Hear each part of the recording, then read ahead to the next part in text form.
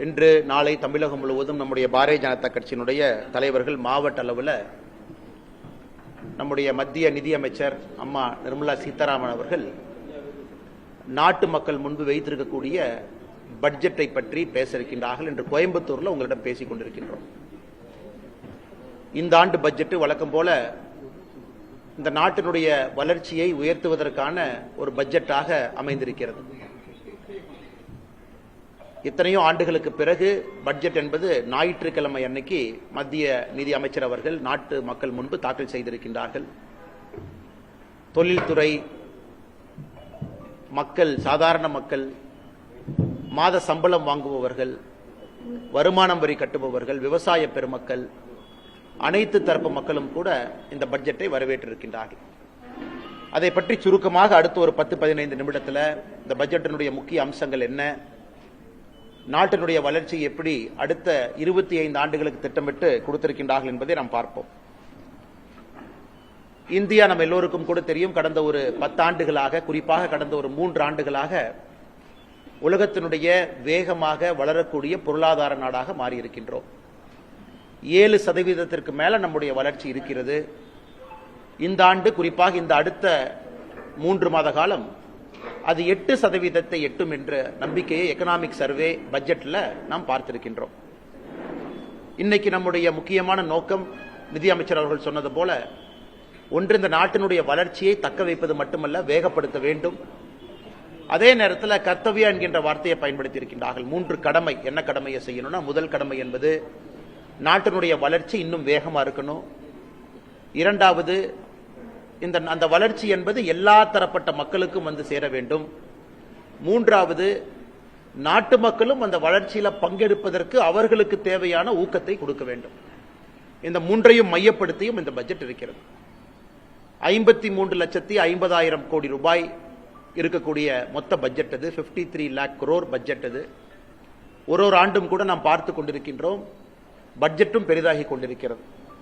துறை ரீதியாக பார்க்க வேண்டும் என்றால், நம்முடைய பாதுகாப்பு துறைக்கு 42% அதிகப்படுத்தி இருக்கின்றார்கள். பாதுகாப்புத்துறை போன ஆண்டு ரிவைஸ்ட் எஸ்டிமேட், அதாவது பட்ஜெட் போட்ட பிறகு எவ்வளவு பணம் செலவு பண்ணியிருக்காங்க அப்படிங்கறத நம்ம ரிவைஸ்ட் எஸ்டிமேட் என்று சொல்லுவோம். அதுவும் பாராளுமன்றத்தின் முன்பு வைப்பார்கள். பாதுகாப்புத்துறை மினிஸ்ட்ரி ஆஃப் டிஃபென்ஸ்க்கு 5,53,688 கோடி ரூபாய் இருந்தது. இந்த பட்ஜெட்ல நம்ம நிதியமைச்சர் அவர்கள் 7,84,000 கோடி ரூபாய் கொடுத்திருக்கிறாங்க. அப்படின்னா 42% வளர்ச்சி. அதிலும் குறிப்பாக பாதுகாப்புத்துறையினுடைய உள்கட்டமைப்புக்கு 15% வளர்ச்சி. அதையும் அவர்கள் குறிப்பிட்டிருந்தார்கள். காரணம், ஆபரேஷன் சிந்தூர் இப்பதான் நடந்து முடிந்திருக்கிறது. ஒரு பக்கம் சைனா, பாகிஸ்தான், பக்கத்தில் இருக்கக்கூடிய நாடுகள் எல்லாமே தன்னுடைய ராணுவ உற்பத்தியை பெருக்கிக் கொண்டிருக்கின்றார்கள். நிறைய முக்கியமான ராணுவ தளவாடங்களை வாங்கிட்டு இருக்கிறாங்க. அதனால் எப்பொழுதும் இல்லாத அளவுக்கு சரித்திர அளவில் பாதுகாப்புத்துறைக்கு 42% உயர்த்தியிருக்கின்றார்கள். அதே போல ரோட் டிரான்ஸ்போர்ட் அண்ட் ஹைவேஸ் 8% உயர்வு, ரயில்வேஸுக்கு 10% உயர்வு, கல்வி 14% உயர்வு, சுகாதாரத்துறை ஹெல்த் அண்ட் ஃபேமிலி வெல்ஃபேர் 9% உயர்வு, ஹவுசிங் அண்ட் அர்பன் அஃபேர்ஸ் 50% உயர்வு, நியூ அண்ட் ரெனியூபிள் எனர்ஜி 30% உயர்வு, லேபர் அண்ட் எம்ப்ளாய்மெண்ட் 157% உயர்வு, மினிஸ்ட்ரி ஆஃப் பவர் எரிசக்தி 39% உயர்வு, உமன் அண்ட் சைல்டு டெவலப்மெண்ட் 16% உயர்வு. எந்த அடிப்படையில் பார்த்தாலும் கூட உள்கட்டமைப்புக்கு அதிக முக்கியத்துவம் கொடுத்திருக்கக்கூடிய பட்ஜெட்டாக இருக்கிறது. 12,20,000 கோடி ரூபாய் உள்கட்டமைப்புக்கு நம்முடைய நிதியமைச்சர் அவர்கள் ஒதுக்கி இருக்கின்றார்கள். இந்த உள்கட்டமைப்புக்கு ஒதுக்கக்கூடிய நிதி என்பது ரொம்ப முக்கியமானது. தமிழகத்தில் இருக்கக்கூடிய பட்ஜெட்டையும் நம்ம பார்க்கிறோம். குறிப்பாக திராவிட முன்னேற்ற கழகத்தினுடைய அரசு அது 4 லட்சம் கோடி ரூபாய் பட்ஜெட்டாக இருந்தாலும் கூட செலவினங்கள் அதிகமாகவும், கடனை கட்டுவதற்கு நாம் கொடுக்கக்கூடிய வட்டி அதிகமாகவும் இருக்கக்கூடிய பட்ஜெட்டாகத்தான் இருக்கு. அதுல குறிப்பாக கேபிட்டல் எக்ஸ்பெண்டிச்சர், உள்கட்டமைப்பு, வரக்கூடிய சந்ததிகளுக்கு நாம ரோடு கட்டக்கூடிய, பில்டிங், போர்ட், ஏர்போர்ட், அது கொடுக்கக்கூடிய பணம் எப்பொழுதுமே குறைவு தான் தமிழ்நாடு அரசுடைய பட்ஜெட்டை பொறுத்த வரைக்கும். இன்னைக்கு மத்திய அரசு ஒரு ஆண்டும் கூட அதை உயர்த்திக்கிட்டே போறாங்க. போன ஆண்டு 11 லட்சம் கோடியாக இருந்தது. இந்த ஆண்டு 12,20,000 கோடி ரூபாயாக இந்த உள்கட்டமைப்புக்கான நிதியை ஒதுக்கி இருக்கின்றார்கள். இதுல முக்கியமாக தமிழக மக்கள், நம்முடைய சொந்தங்கள் கூர்ந்து கவனிக்க வேண்டியது, இந்த ஆண்டு இன்னொரு ஆண்டும் வித்தியாசமான ஆண்டும் கூட. காரணம், பினான்ஸ் கமிஷனுடைய அறிக்கையை மத்திய அரசுக்கு எக்கனாமிஸ்ட் அரவிந்த் பனகிரியா அவர்கள் கொடுத்திருக்கிறாங்க. இந்த பினான்ஸ் கமிஷன் என்பது ஒரு 5 ஆண்டும் கூட மாநில அரசுக்கும் மத்திய அரசுக்கும் இருக்கக்கூடிய நிதி பகிர்வை பற்றி பேசக்கூடிய ஒரு முக்கியமான அம்சம். இன்னைக்கு நம்முடைய பாராளுமன்றத்தின் முன்பு பிப்ரவரி 1ஆம் தேதி வைக்கப்பட்டிருக்கக்கூடிய பினான்ஸ் கமிஷனுடைய அறிக்கை என்பது அடுத்த 5 ஆண்டு காலம் மத்திய அரசுக்கும் மாநில அரசுக்கும் இருக்கக்கூடிய நிதி பகிர்வை பற்றி பேசக்கூடிய அறிக்கை. அரவிந்த் பனகிரியா அவருடைய குழு அளித்திருக்கக்கூடிய 16வது பினான்ஸ் கமிஷனுடைய அறிக்கையை மத்திய அரசு முழுமையாக ஏற்றுக்கொண்டிருக்கின்றார்கள். அதையும் கூட பிப்ரவரி 1ஆம் தேதி பாராளுமன்றத்தில் நிதியமைச்சர் அவர்கள் தெரிவித்திருக்கின்றார். இந்த 16வது பினான்ஸ் கமிஷன்ல என்ன முக்கியமான அம்சம்னாங்க, டிவிசபிள் டாக்ஸ் பூல், அதாவது மாநிலத்தில் நாம் எல்லோருமே கட்டக்கூடிய வரி, அது இன்கம் டாக்ஸாக இருக்கட்டும், மாநிலத்திலிருந்து போகக்கூடிய எல்லா வரியாக இருக்கட்டும், அதை மத்திய அரசு அந்த பூலை எப்படி டிவைட் பண்ணி ஒரு மாநிலத்துக்கு கொடுக்கறாங்க அப்படிங்கிறது தான் டிவிசபிள் டாக்ஸ் பூல். மோடி ஐயா அவர்கள் ஆட்சிக்கு வருவதற்கு முன்பு 2014க்கு முன்பு அந்த நிதி பகிர்வு என்பது 32 விழுக்காடு இருந்துச்சு. அந்த டிவிசபிள் டாக்ஸ் பூல்ல 32% என்பது எல்லா மாநிலத்துக்கும் பிரிச்சு கொடுப்பாங்க. அது மோடி ஐயா அவர்கள் வந்த பிறகு 15th finance commission, 14th finance commission, 15th finance commission, 2 கமிஷன்லும் கூட கடந்த 10 ஆண்டு காலமாக அது 41+1 42 விழுக்காடாக உயர்ந்திருக்கிறது. 41 விழுக்காடு எல்லா மாநிலத்துக்கும், 1 விழுக்காடு என்பது ஜம்மு அண்ட் காஷ்மீர் மாநிலத்திற்கும் 42 விழுக்காடு பிரித்து கொடுக்கறாங்க. இந்த 16வது பினான்ஸ் கமிஷன்லயும் அதே 42 விழுக்காடு மெயின்டைன் பண்ணியிருக்கிறாங்க. 41 விழுக்காடு மாநிலத்துக்கெல்லாம், 1 விழுக்காடு ஜம்மு அண்ட் காஷ்மீர். அதுல மிக முக்கியமாக எப்படி அந்த பணத்தை பிரிச்சு கொடுக்கிறோம் அப்படிங்கிற ஃபார்முலால ஒரு மாற்றத்தை கொண்டு வந்திருக்கின்றார்கள். ரொம்ப காலமா தமிழ்நாட்டில் நம்ம எல்லோரும் கேட்டுக்கொண்டிருக்கின்றோம், ஒரு மக்கள் தொகையை அடிப்படையா வச்சு நீங்க கொடுத்தாலும் கூட தமிழ்நாடு போன்ற ஆரோக்கியமான மாநிலத்தில், அதிக வரி கட்டக்கூடிய மாநிலத்தில், இந்த நாட்டினுடைய வளர்ச்சிக்கு அதிகமா பங்கெடுக்கக்கூடிய ஒரு மாநிலத்திற்கு மரியாதை கொடுத்து அந்த பினான்ஸ் கமிஷனுடைய ஃபார்முலா அதை ரிஃப்ளெக்ட் பண்ணணும்னு நம்ம ரொம்ப நாளா கேட்டுக்கிட்டு இருந்தோம். இன்னைக்கு அந்த பினான்ஸ் கமிஷனுடைய குழு நமக்கு அங்கீகாரம் கொடுத்திருக்கிறாங்க. இதற்கு முன்பு இருக்கக்கூடிய finance commission, 15th finance commission எடுத்துக்கிட்டீங்கன்னா, மக்கள் தொகை 1971, 2011 2 மக்கள் தொகை சென்சஸ் இருக்கு. அது 15th பினான்ஸ் கமிஷன்ல இருந்து 71 மக்கள் தொகை அவங்க விட்டுட்டாங்க. 2011க்கு மட்டும் வந்திருக்கிறாங்க. அது அட்வான்டேஜ் ஃபார் தமிழ்நாடு. 15 விழுக்காடு மக்கள் தொகைக்கும், ஒரு மாநிலத்தினுடைய ஏரியா எந்த அளவுக்கு விஸ்தாரம் நமக்கு இருக்கு, ஜியோகிராபிக்கல் ஏரியா, அதற்கு 15 விழுக்காடு. குறிப்பாக ஒரு மாநிலத்தினுடைய ஆவரேஜ் ஜிஎஸ்டிபி, ஒரு மாநிலத்தினுடைய ஒரு வருமானம் என்பது எந்த அளவுக்கு பகிர்ந்து இருக்கிறாங்க, பணக்காரங்களுக்கும் ஏழைக்கும் இருக்கக்கூடிய வித்தியாசம், அதற்கு 45 விழுக்காடு முக்கியத்துவமும், ஒரு மாநிலத்தில் எந்த அளவுக்கு ஃபாரஸ்ட் கவர் இருக்கு, எந்த அளவுக்கு இயற்கையை நாம் பாதுகாக்கின்றோம், அதற்கு 10%, டோட்டல் ஃபர்டிலிட்டி ரேட், நான் சொல்வது இதற்கு முந்தைய பினான்ஸ் கமிஷன், அதுக்கு 12.5, டாக்ஸ் பிஸ்கல் எஃபர்ட், எந்த அளவுக்கு நாம டாக்ஸ் கட்டுறோம் 2.5. இன்னைக்கு அது முழுவதுமாக மாறி மக்கள் தொகைக்கு இந்த 16 பினான்ஸ் கமிஷன்ல மக்கள் தொகைக்கு 17.5 விழுக்காடு. டெமோகிராபிக் பெர்ஃபார்மன்ஸ், அதாவது எந்த அளவுக்கு நாம மக்கள் தொகையை கட்டுப்படுத்தி இருக்கின்றோம், எந்த அளவுக்கு நாம டோட்டல் ஃபர்டிலிட்டி ரேட்டை 2.1 பக்கம் மெயின்டைன் பண்றோம், அதற்கு 10%, ஒரு விஸ்தாரம் ஏரியாவுக்கு 10%, இயற்கை வளம் அதற்கு 10%, பெர் கேபிட்டா ஜிஎஸ்டிபி டிஸ்டன்ஸ், பணக்காரங்களுக்கும் ஏழைக்கு இருக்கக்கூடிய வித்தியாசம் 42.5%. மிக முக்கியமாக நாட்டினுடைய வளர்ச்சிக்கு ஒரு மாநிலம் எவ்வளவு கான்ட்ரிபியூட் பண்றாங்க, அது 10% கொடுத்து இந்த 100% ஃபார்முலாவை ரிலீஸ் பண்ணியிருக்கிறாங்க. அதனால எதிர்க்கட்சி நண்பர்கள் நானும் 2 நாட்களாக பார்க்கின்றோம், பாரதிய ஜனதா கட்சியின் சார்பாக சொல்ல வேண்டும் என்றால், யாரும் கூட இந்த 16வது பினான்ஸ் கமிஷனை பத்தி யாரும் கூட ஒரு குற்றமோ குறையோ குறைபாடோ சொல்லும் இல்லாத அளவுக்கு எல்லோருமே ஏற்றிருக்கிறாங்க. இதுல குறிப்பா பார்க்கணும்னா உத்தரப்பிரதேசம், ராஜஸ்தான் அவர்களுக்கு வரக்கூடிய ஃபார்முலா படி குறைஞ்சிருக்கு. சதர்ன் ஸ்டேட், தென் மாநிலங்கள், நம்ம எல்லோருக்குமே இந்த புது ஃபார்முலா படி நாம ஏறி இருக்கு, நிதி பகிர்வு என்பது ஏறி இருக்கு. இதை நாம் எல்லோரும் கூட வரவேற்க வேண்டிய ஒரு விஷயம். அதனால்தான் நிதி அமைச்சர் அவர்கள் நேற்று பட்ஜெட்ல எல்லா மாநிலக்கும் கொடுக்கக்கூடிய உடனடி நிதி பகிர்வாக அர்பன் லோக்கல் பாடி, பஞ்சாயத்து, மாநில அரசுக்கு வரக்கூடிய நிதி பகிர்வு 1,24,000 கோடி உடனடியாக இந்த பட்ஜெட்ல அவங்க ரிலீஸ் பண்ணியிருக்கிறாங்க. அதை தாண்டி அன்பு சொந்தங்களே, ஒரு பட்ஜெட் நாம ரிலீஸ் பண்ண பிறகு அதை எதிர்க்கட்சி நண்பர்கள் குற்றம் சாட்டுவது வாடிக்கை தான், அது புதுசு ஒன்றும் கிடையாது. அதே போல வழக்கமாக நம்முடைய முதலமைச்சர் ஐயா ஸ்டாலின் அவர்கள், காங்கிரஸ் கட்சியினர், ஐயா வைகோ அவர்கள் எல்லோருமே குற்றம் சுமத்தி இருக்கிறாங்க. அந்த குற்றத்தில் எந்த அளவுக்கு ஆதாரபூர்வமான உண்மை இருக்கு அப்படிங்கிறது இந்த நேரத்தில் பார்க்கணும். இன்னைக்கு இந்த பட்ஜெட்டை பொறுத்த வரைக்கும் நிர்மலா சீதாராமன் அவர்கள் 7 ஃப்ரான்டியர் ஸ்ட்ராட்டஜிக் செக்டருக்கு முக்கியத்துவம் கொடுத்திருக்கிறாங்க. 7 முக்கியமான விஷயத்துக்கு, முக்கியமான அம்சத்துக்கு அவங்க உடனடியாக அதற்கு ஒரு இம்பெட்டஸ், ஒரு புஷ் கொடுத்திருக்கிறாங்க. அடுத்து வரக்கூடிய 20 ஆண்டுகளுக்கு இது சிறப்பாக இருக்க வேண்டும் என்று. அதன்படி நாம பார்க்கிறோம் அப்படின்னா, தமிழ்நாட்டை பொறுத்தவரை நமக்கு கொடுத்திருக்கக்கூடிய ஸ்ட்ராட்டஜிக் செக்டர்ஸ் என்ன முக்கியமான செக்டருக்கு நமக்கு அனுகூலம் இருக்கும். முதல் முக்கியத்துவம் எது கொடுத்திருக்காங்கன்னா பயோ ஃபார்மா கொடுத்திருக்கிறாங்க. இன்னைக்கு நாம வால்யூம்ல இருந்து வேல்யூக்கு போகணும் அப்படிங்கறக்காக நாம் இன்னைக்கு உலகத்தினுடைய ஜெனரிக் மெடிசனுடைய தலைநகரமா இருக்கிறோம்.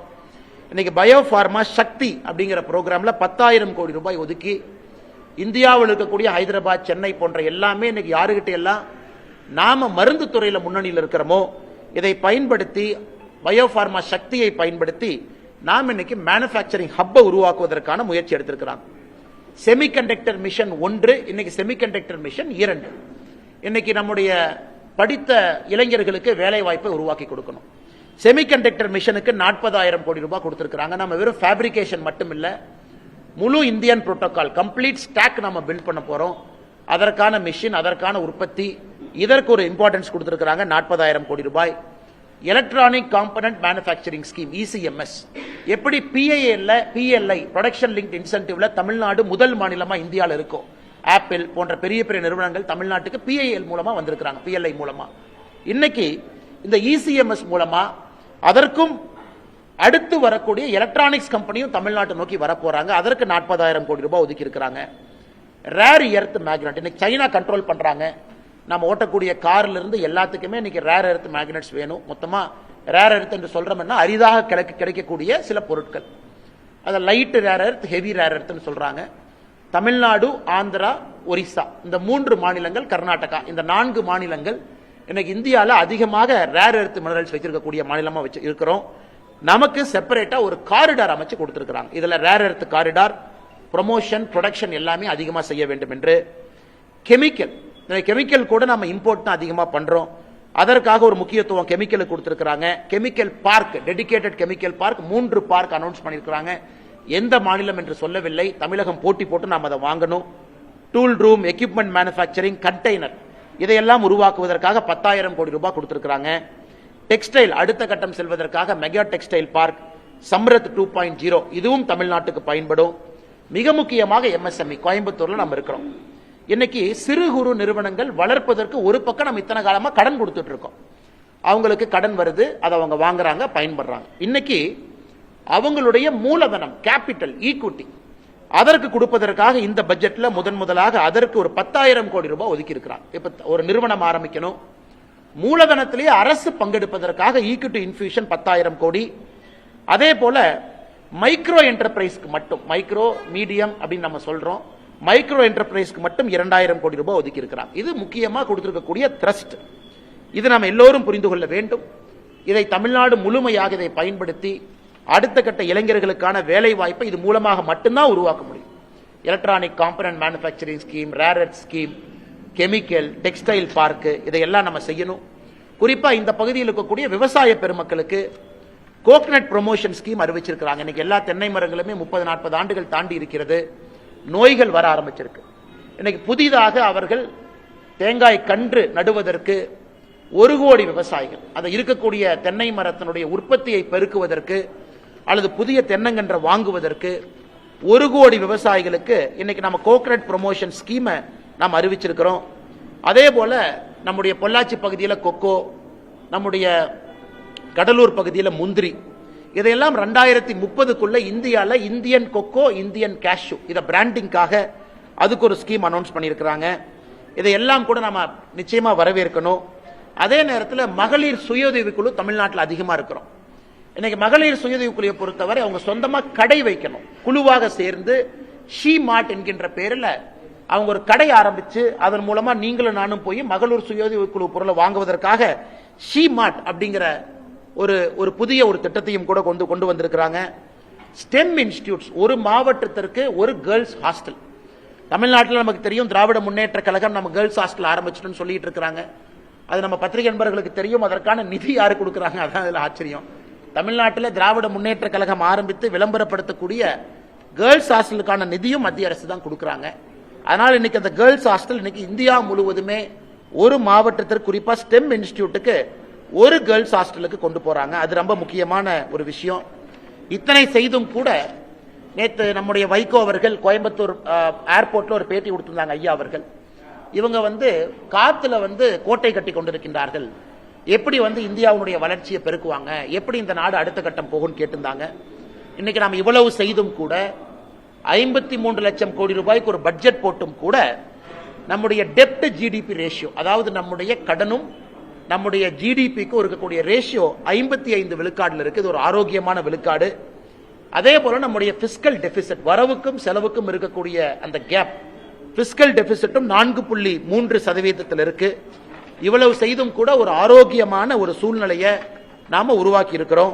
இதையெல்லாம் கூட நம்ம நிச்சயமாக மத்திய அரசு, அம்மையார் நிர்மலா சீதாராமன் அவர்கள் இந்த நேரத்தில் அவர் கொடுத்திருக்கக்கூடிய பட்ஜெட்டை நாம் பாராட்டி வரவேற்கின்றோம். காரணம், எல்லா தரப்பட்ட மனிதர்களுக்கும் இது ஒரு ஆரோக்கியமான பட்ஜெட். விவசாய பெருமக்களாக இருக்கட்டும், கோயம்புத்தூர் போன்ற மாநகரம், மதுரை போன்ற மாநகரம், தூத்துக்குடி போன்ற நகரத்தில் இருக்கக்கூடிய சிறு குறு தொழில் நிறுவனங்களாக இருக்கட்டும், அடுத்த கட்டம் செல்வதற்காக இருக்கட்டும், இது வரவேற்க வேண்டிய பட்ஜெட். ஆதிச்சநல்லூர் அடுத்த மிக முக்கியமாக இந்தியாவில் 15 ஆர்கியாலஜிக்கல் சைட், அதாவது பழம்பெரும் நம்முடைய தொல்பொருள் இருக்கக்கூடிய பகுதி, அதை டெவலப் பண்ணி ஒரு எக்ஸ்பீரியன்ஷியல் கல்ச்சரல் சென்டரா, ஒரு லேசர் ஷோ, ஒரு நல்ல மியூசியம், நிறைய குழந்தைகள் நம்முடைய பாரம்பரியத்தை பற்றி கற்றுக்கொள்வதற்காக அதற்கு ஒரு பெரிய நிதியை ஒதுக்கி இருக்கிறாங்க. Immersive story telling facility. ஏன்னா இன்னைக்கு நீங்க பாத்தீங்கன்னா தமிழ்நாட்டில் நம்முடைய சொந்தங்கள் யாராவது கலைஞர் ஐயாவுடைய மியூசியம் சென்னையில் இருக்கு, அது போய் பாத்தீங்கன்னா ஒரு சிறந்த மியூசியம், ஒரு state of the art, 4D 5D. ஆனா தன்னுடைய தந்தையார் அவர்களுக்கு நம்முடைய முதலமைச்சர் அவர்கள் அவ்வளவு நிதி போட்டு ஒரு கலைஞர் மியூசியத்தை அடுத்த கட்டத்துக்கு எடுத்துட்டு போயிருக்காங்க. நாங்க வரவேற்கிறோம். தமிழ்நாட்டினுடைய முதலமைச்சர் எல்லாம் போய் பார்க்கணும், என்ன செஞ்சிருக்காருன்னு பார்க்கணும். ஆனா மற்ற இடத்துக்கு அதை கொண்டு போகல. இன்னைக்கு மத்திய அரசு ஆதிச்சநல்லூருக்கு நம்ம அதை கொண்டு வர்றோம். அதே போல state of the art museum நம்ம கொண்டு வர்றோம். அது நிச்சயமாக பல பேருக்கு பயன் பெறும். அன்பு சொந்தங்களே, இதையெல்லாம் தாண்டி ரயில்வே துறையை பொறுத்தவரை மிக முக்கியமாக 2-3 விஷயங்கள் உங்களுக்கு சொல்லணும். 2026-27 ஒரு சரித்திர ஆண்டு ரயில்வேயை பொறுத்த வரைக்கும் தமிழ்நாட்டுக்கு 7611 கோடி ரூபாய் ஒதுக்கி இருக்கிறாங்க. இதை ஒரு பெர்ஸ்பெக்டிவ்ல, ஒரு உதாரணத்துக்கு சொல்லணும்னா, யூபி அரசு காங்கிரஸ் ஆட்சியினுடைய கடைசி பட்ஜெட் அவங்க போட்டப்ப தமிழகத்திற்கு மொத்தமா 2009 14 வரை கடந்த 5 ஆண்டுகள் அவங்களுடைய கடைசி 5 ஆண்டுகள் 879 கோடி கொடுத்திருந்தாங்க. ஆனா இந்த ஒரு ஆண்டுல மட்டும் ரயில்வே பட்ஜெட் 7611 கோடி. இன்னைக்கு தமிழ்நாட்டில் எவ்வளவு ரயில்வே வேலைகள் நடந்து கொண்டிருக்குன்னு கேட்டீங்கன்னா 35,701 கோடி ரூபாய் வருமானமான வேலைகள் நடந்து கொண்டிருக்கிறது. 77 ஸ்டேஷன் அமிர்த் ஸ்டேஷனாக இன்னைக்கு டெவலப்மெண்ட் போயிட்டு இருக்கு. அதுக்கு 3147 கோடி ரூபாய். 18 ரயில்வே ஸ்டேஷனை முழுமையாக நம்ம வேலையை முடிச்சிருக்கோம். சிதம்பரம், மன்னார்குடி, போலூர், மணப்பாறை, சின்னசேலம் வரைக்கும். பொள்ளாச்சி ஜங்ஷன் phase 2 வேலைகள் நடந்து கொண்டிருக்கிறது. வந்தே பாரத் தமிழ்நாட்டில் 9 பேர் வந்தே பாரத்தினுடைய சர்வீஸ் இருக்கு. அமிர்த் பாரத் 9 பேர் இருக்கு. இன்னைக்கு அடுத்த கட்டம் ரயில்வே எடுத்துட்டு போயிருக்காங்க. 16 லட்சம் கோடி ரூபாய் ஒதுக்கி இருக்கிறாங்க. ஹை ஸ்பீட் ரயில் நெட்வொர்க் 16 லட்சம் கோடி. இன்னைக்கு நாம வேறு வேறு யூரோப்பிய நாடுகளுக்கெல்லாம் போறோம். அதிகமா மக்கள் மிக வேகமாக ரயில்வே செய்கையில போறாங்க. எப்படி ரயில்வேயை மாடர்னைஸ் பண்ணி அதை எலக்ட்ரிபிகேஷன் பண்ணி அப்புறம் நாம வந்தே பாரத், அமிர்த் பாரத் கொண்டு இன்னைக்கு அடுத்த கட்டத்தை நோக்கி இந்தியா நகருது. 16 லட்சம் கோடி ரூபாய் இந்தியா முழுவதும் ஒதுக்கி, அதுல குறிப்பாக 2 லைன் நமக்கு ஹை ஸ்பீட் நெட்வொர்க் கிடைக்குது. சென்னை டு பெங்களூர் ஒரு லைன், சென்னை டு ஹைதராபாத் ஒரு லைன். சென்னை பெங்களூர் இந்த ஹை ஸ்பீட் நெட்வொர்க் வந்த பிறகு 1 மணி நேரம் 13 நிமிஷத்துல சென்னையிலிருந்து பெங்களூருக்கு நம்மால் இந்த ட்ரெயின்ல போக முடியும். ஸ்பீடு கிட்டத்தட்ட 300 கிலோமீட்டர் தாண்டி, 320 கிலோமீட்டர் தாண்டி பெர் ஹவர் இந்த ஸ்பீடு இருக்கும். அதே போல சென்னை ஹைதராபாத், அதுவும் ஒரு முக்கியமான ஒரு தடம். 3 மணி நேரத்திற்கு கீழே சென்னை ஹைதராபாத் அந்த ரயில் சேவை, ஹை ரயில்வே ஸ்பீட் நெட்வொர்க் அதை கொண்டு வர்றாங்க. இது நம்ம நிச்சயமா வரவேற்கணும். நிறைய இளைஞர்கள் மிக வேகமாக ஒரு தலைநகரிலிருந்து இன்னொரு தலைநகரத்துக்கு போயிட்டு வருவதற்கான ஒரு சாத்தியக்கூறுகள் இருக்கு. மொத்தமாக இதற்கு மட்டுமே ஒதுக்கி இருக்கக்கூடிய பணம் என்பது 16 லட்சம் கோடி ரூபாய். இது அடுத்து வரக்கூடிய பல ஆண்டுகள்ல இந்த திட்டம் நடக்கும். இன்னொரு மகிழ்ச்சியான செய்தி, நேற்று இரவு 11 மணிக்கு நம்முடைய பிரதமர் திரு நரேந்திர மோடி ஐயா அவர்கள் ஒரு நல்ல ஒரு செய்தியை நாட்டு மக்களுக்கு கொடுத்திருக்கிறாங்க. குறிப்பாக நம்முடைய கொங்கு பகுதிக்கு நல்ல செய்தி. இந்தியாவிற்கும் அமெரிக்காவுக்கும் இழுபறியாக இருந்த இந்த வர்த்தக ஒப்பந்தம் என்பது நேற்று இரவு அது முழுமை பெற்றிருக்கிறது. நம்முடைய பிரதமர் நரேந்திர மோடி ஐயா அவர்கள் தன்னுடைய எக்ஸ் பக்கத்தில் இதை பத்தி பதிவு செஞ்சிருந்தாங்க. இன்னைக்கு காலையில் மத்திய அரசும் கூட செய்தி குறிப்பு வெளியிட்டிருக்கிறாங்க. முதல்ல ட்ரம்ப் அவர்கள் 25% நமக்கு வரி விதித்தாங்க. அதன் பிறகு ரஷ்யாட்ட ஆயில் வாங்குறோம்னு சொல்லிட்டு இன்னொரு 25% விதித்தாங்க. மொத்தமாக இந்தியாவுக்கும் அமெரிக்காவுக்கும் 50% டாரிஃப் போட்டிருந்தாங்க. நேற்று பேச்சுவார்த்தைக்கு பிறகு இந்தியாவுக்கும் அமெரிக்காவுக்கும் வரி விதிப்பு என்பது 18% டாரிஃபுக்கு வந்திருக்கு. ஸோ 18% டாரிஃப் இந்தியாவுக்கும் அமெரிக்காவுக்கும். அதை நேற்று ட்ரம்ப் அவர்களும் நம்முடைய இந்திய நாடும் ஒத்துக்கிட்டாங்க. இது ஏன் 18%? இன்னைக்கு அமெரிக்கா விதிச்சிருக்கக்கூடிய வரி விதிப்பு அக்ராஸ் த வேர்ல்டு பார்த்தீங்கன்னா எல்லா நாடுகளுமே 18% மேலதான் இருக்கிறாங்க. வியட்நாம் 18% மேல, சைனா இன்னும் டீல் அவங்க கன்க்ளூட் பண்ணல. அமெரிக்காவுடைய பக்கத்து நாடுகள் நெய்பர்ஸ் அவர்களும் 18% மேல இருக்கிறாங்க. சில நாடுகளுக்கு ட்ரம்ப் அவர்கள் 18% கொடுத்திருக்கிறாங்க. இன்னைக்கு இந்தியாவுக்கும் அவர்கள் 18% கொடுத்திருப்பது நம்முடைய தொழில்துறை மத்தியில் இருந்து அன்சர்டனிட்டி இன்னைக்கு போயிருச்சு. குறிப்பாக திருப்பூர் பகுதி, ஈரோடு பகுதி, கரூர் பகுதியில் எக்ஸ்போர்ட் செய்யக்கூடியவங்க, ஹோம் டெக்ஸ்டைல் நிறைய விஷயங்கள் செய்யக்கூடியவங்க, பனியன் செய்யக்கூடியவங்க ஒரு அன்சர்டனிட்டி இருந்துச்சு கடந்த 3 மாத காலமாக. செய்வோமா மாட்டோமான்னு. இன்னைக்கு அது 18% அது வந்திருக்கு. அதனால் நிச்சயமாக இது வரவேற்க வேண்டிய ஒரு விஷயம். அதே நேரத்தில் ட்ரம்ப் அவர்கள் ஆயிலை பத்தி எல்லாம் பேசியிருக்காங்க. அதுக்குள்ள நான் போக விரும்பல. அதிகாரப்பூர்வமாக நம்முடைய இந்திய அரசு என்ன சொல்றாங்களோ அதை மட்டும் தான் நீங்க என்னால் பகிர முடியும். அதனால் நிச்சயமாக 18% டாரிஃப் என்பது இந்த சூழ்நிலையில் வரவேற்கப்பட வேண்டிய ஒன்று. இன்னைக்கு இந்தியா உலகத்தினுடைய மைய ஒரு நாடாக மாறிக்கொண்டிருக்கிறது. இப்பதான் ஐரோப்பிய யூனியன் நாடுகள் 22 நாடுகளோடு ஒரு வர்த்தக ஒப்பந்தத்தை நம்ம கொண்டு வந்திருக்கின்றோம். அது நண்பர்களுக்கு தெரியும், 2007 பேசிக் கொண்டிருக்கக்கூடிய வர்த்தக ஒப்பந்தம். அது 2013 சஸ்பெண்ட் ஆன ஒரு ஒப்பந்தம். அது 2019 மறுபடியும் ரீஸ்டார்ட் ஆன ஒரு ஒப்பந்தம். இன்னைக்கு 2026 நாம் அதை கன்க்ளூட் பண்ணியிருக்கிறோம். அதுவும் குறிப்பாக நம்முடைய கொங்கு பகுதிக்கு ஒரு மிகப்பெரிய ஒரு வாய்ப்பாக நாங்கள் பார்க்கின்றோம். மிகப்பெரிய வாய்ப்பாக பார்க்கின்றோம். தமிழகம் முழுவதுமே இன்னைக்கு தென் தமிழகத்தில் நிறைய மேனுபேக்சரிங் யூனிட் போகுது. தூத்துக்குடி பகுதி, திருநெல்வேலி பகுதி அவர்களும் முறையாக இதை இரண்டும் பயன்படுத்தும் பொழுது தமிழகத்தினுடைய வளர்ச்சி, குறிப்பாக தென் தமிழகத்தினுடைய வளர்ச்சி அடுத்த கட்டத்திற்கு இது போகும். அதனால் இது ஆரம்ப கமெண்ட்ஸ் உங்களுக்கு பட்ஜெட்டை பத்தி, குறிப்பா அமெரிக்க டாரிஃப் டீலை பத்தி நம்முடைய பத்திரிகை நண்பர்களுக்கு இருக்கக்கூடிய கேள்விகளுக்கு நாங்க பதில் சொல்றோம். எம்எஸ்எம்இ சம்பந்தமா அதாவது பிரைஸ் மானிட்டரிங் கமிட்டி வேணும்னு சொல்லி ரொம்ப காலமா கேட்டுட்டு இருக்கிறாங்க. 7 கோடி பேர் இந்தியாவில் இருக்கிறாங்க. ஆனா ஒரு 5-6 கம்பெனி, கார்பரேட் கம்பெனிக்காரன் மட்டும் நிர்மாணிக்கிற ரா மெட்டீரியல் ரேட் தான் இருக்கு. ஸோ அப்படி இருக்கிற போது மானிட்டரிங் கமிட்டி வேணும்னு எம்எஸ்எம்இ கேட்கிற போது ஏன் இப்போ கடந்த பட்ஜெட்லயும் அறிவிக்கல, இந்த பட்ஜெட்லயும் அறிவிக்கல?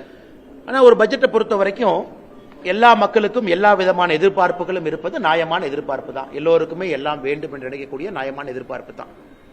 இப்போ ஒரு பக்கம் நம்முடைய அரசு கடந்த 12 ஆண்டுகளாக பார்க்கும் பொழுது சப்ளை செயினை நம்ம டைவர்சிஃபை பண்றோம், எல்லா பக்கம் எடுத்துட்டு போறோம்.